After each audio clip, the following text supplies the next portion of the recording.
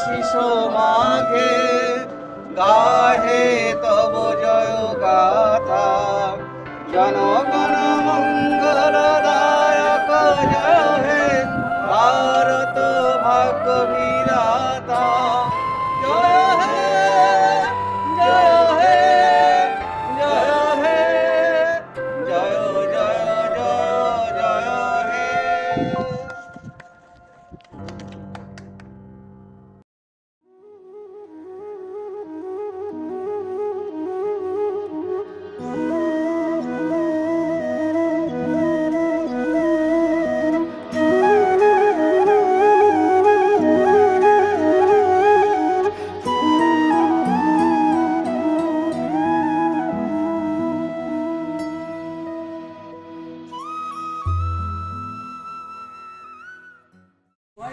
এনারা সহৃদয় ব্যক্তি।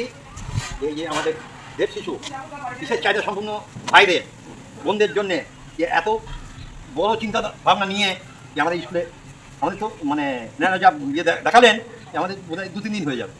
আমাদের কাছে প্রচুর লোক আসছে এবং লোক এসে যে আমাদের কাছ থেকে যে সহযোগিতার হাত বাড়িয়ে দিয়েছে তাতে আমরা দারুণ আনন্দিত।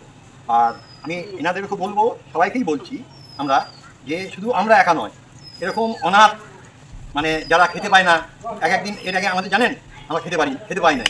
আজকে তো আমাদের মতো মানুষরা কত দূর দেশ থেকে আসছে, এসে আমাদের এই যে সহানুভূতির হাত বাড়িয়ে দিয়েছে, এটা আমরা আনন্দিত। আর একটা কথা শেষে বলবো যে শুধু আমরা নয়, আরও অনেক অনাথ তারপর স্টেশনে বাস স্ট্যান্ডে ঘুরে ঘুরে ভাই অভুক্ত সেসব মানুষগুলোকে একটু সবাই মিলে একটু একটা তালিকা করে তাদেরকেও দেওয়া হোক, তাহলে দেখবেন যে এই সমাজটা দারুণভাবে ইয়ে হবে। আর এখন আগে যা ছিল এখন অনেক মানে ইয়ে হয়েছে, সুপরিকল্পনা মানুষের এদের মতো মানুষ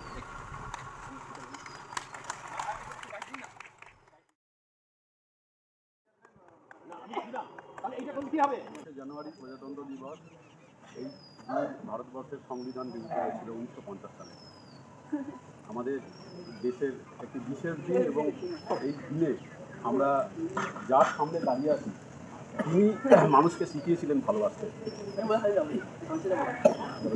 এই স্কুল হচ্ছে প্রেমানন্দ রিজনাল স্কুল।